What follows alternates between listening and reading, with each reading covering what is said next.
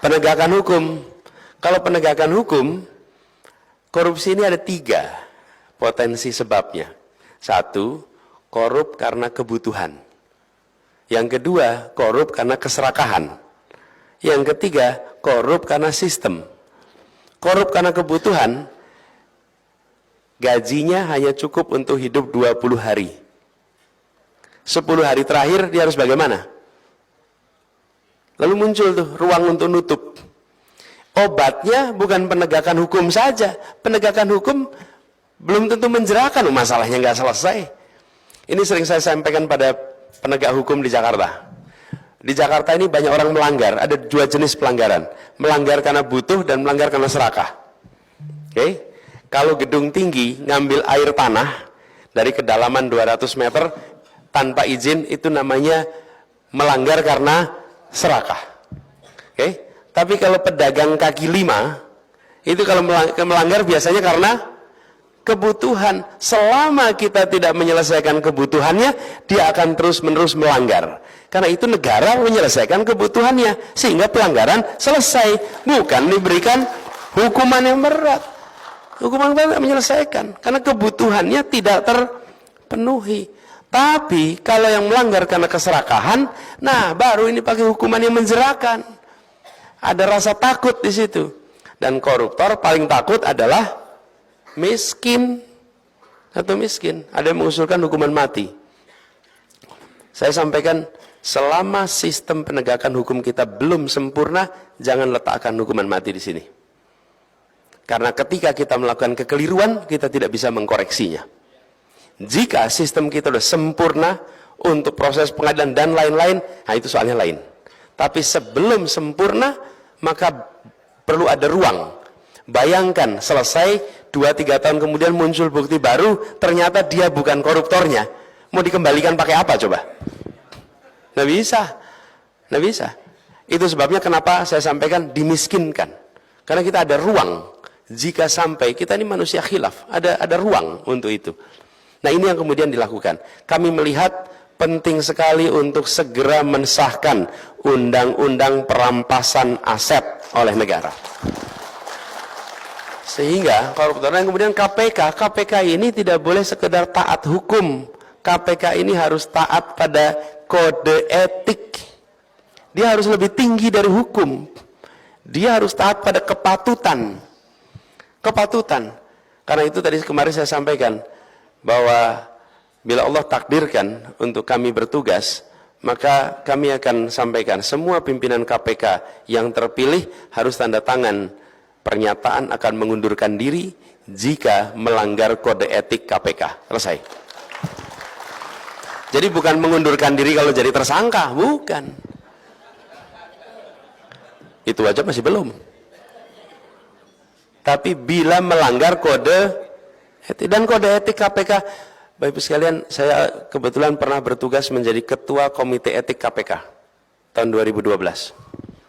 Ketika saya jadi ketua komite KPK, saya melihat dari dekat betapa standar kode etiknya itu sangat tinggi.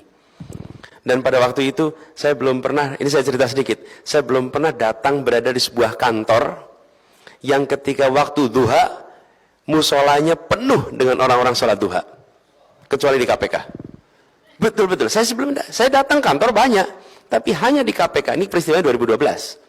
Ketika waktu duha, itu semua ada di situ. Begitu waktu sholat masuk, semua berbondong-bondong ada di musola. Dan waktu saya ngobrol dengan mereka, itu mereka selalu ingin cerita. Kan di musola kita duduk gitu.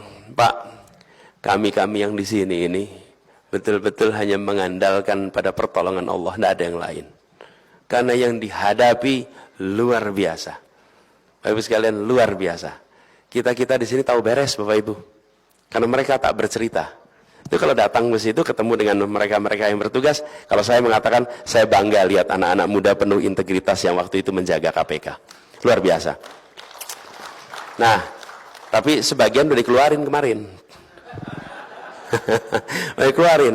Ini harus dikembalikan lagi nih orang-orang yang waras-waras ini. Mereka-mereka yang pemberani-pemberani ini. Orang-orang pemberani luar biasa. Saya pernah ngobrol dengan satu orang. Saya cerita, kenapa kamu mau di KPK jadi berani? Itu saya cerita gini. Bang, saya dulu pernah tugas di polisi, dikirim ke Aceh. Kemudian ada konflik bersenjata di situ. Lalu peluru-pelurunya itu kenanya rambut saya, Bang. Bapak sekalian coba bayangin, pelurunya itu kenanya rambut. Gitu. Jadi saya ini sedang dikasih bonus umur sama Allah. Kalau enggak saya sudah selesai berapa tahun yang lalu. Jadi bonus umur saya ini cuma mau saya pakai untuk membersihkan korupsi di Indonesia. Tidak lebih dari itu. Izin Pak Anies. Jadi Bapak sekalian, 5 menit lagi. Ya. Jadi Bapak sekalian, yang kita saksikan apa? Sebuah badan membersihkan korupsi harus berisi orang berintegritas. Dan orang berintegritas itulah yang harus kita jaga agar tak berada di situ dengan kode etik yang dijaga tinggi. Jadi Bapak sekalian kami hormati, izinkan saya merangkum atas apa yang saya sampaikan. Bahwa Indonesia harus menuju satu kemakmuran. Karena dengan satu kemakmuran, kita akan bisa merasakan Indonesia memberikan perlakuan yang sama bagi semuanya. Itu dilakukan lewat apa?